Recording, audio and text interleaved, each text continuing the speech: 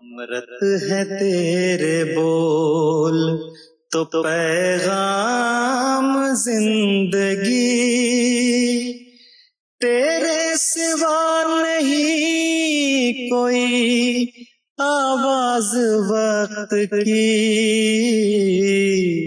تیرے سوا نہیں کوئی آواز وقت کی۔ آج مکے میں لوگ جاتے ہیں اس گھر کے میں خدا کا ذکر بلند کرنے کے لیے یہ ٹہنتے ہیں اور وہ آج کہہ رہے ہیں لبیک اللہم لبیک لا شریک لک لبیک،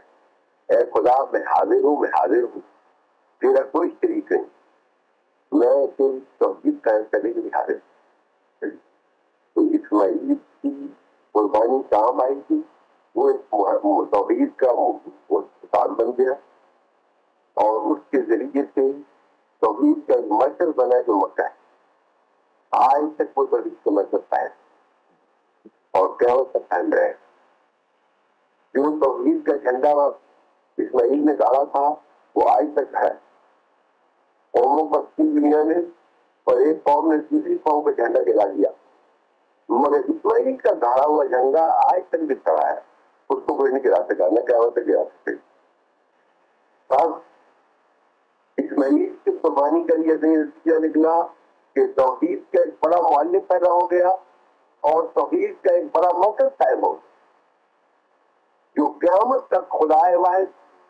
اور اس کی دنیا سے کروائے گا، جس کو مقصد ہے۔ اب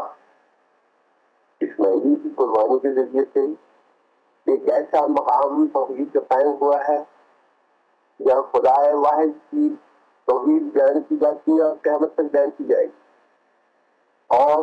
جیسا کہ اس دنیا میں ظاہر ہے اور جیسا کہ ہونے والا ہے، ساری دنیا آہستہ آہستہ اس توحید کے جھنڈے کے لیے جمع ہوتی جائے گی، یہاں تک کہ ایک دن ایسا آ جائے گا کہ جس طرح آسمان پر ایک خدا ہے کسی طرح زمین پر بھی ایک قوم ہوگی،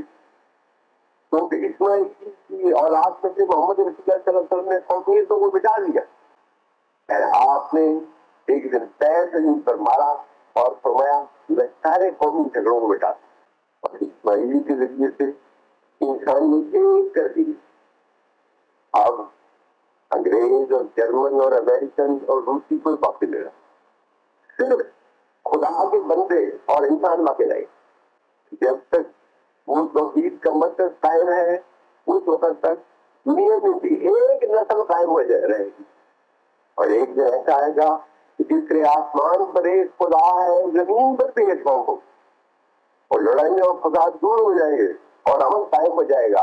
اسماعیل کی قربانی کے ذریعے سے، جو بامانے تھی اور مرد تھی اور تو حکمت۔ اب یہ چیز اپنے اندر ایک بڑی حکمت رکھتی ہے اور اسلام کی فضیلت سمجھ کرتی ہے اور دنیا کے لیے ایک رہنمائی کا کام دیتی ہے۔ اگر مسلمان کے سبق کو سیکھیں تو دنیا بڑے ہو جائیں گے۔ جب مسلمانوں نے اسماعیل کی قربانی کو بڑھا دیا اور ایکٹ میں پڑ گئے تو وہ دونوں دلیل ہو گئے۔ اب یورپ بھی ایکٹ اور تین پڑ گئے اور اس چیز کے سبق کو بھول گئے، کیونکہ اس کے سامنے اسحاق کی قربانی کی جو بیماری وہ بامانی اور باسبق قربانی کی اسماعیل کی سامنے نہیں۔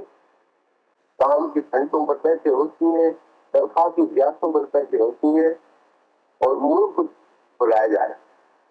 اور پھر کی امید کی جاتی ہے کہ ہم رشین آئیڈیالوجی کو نہیں دیں، حالانکہ آئیڈیالوجی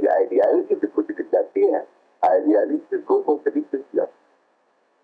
تم دو سے ایک آدمی کی جان نکال سکتے ہو، تم دو تو کے خیرات نہیں سکتے، لیکن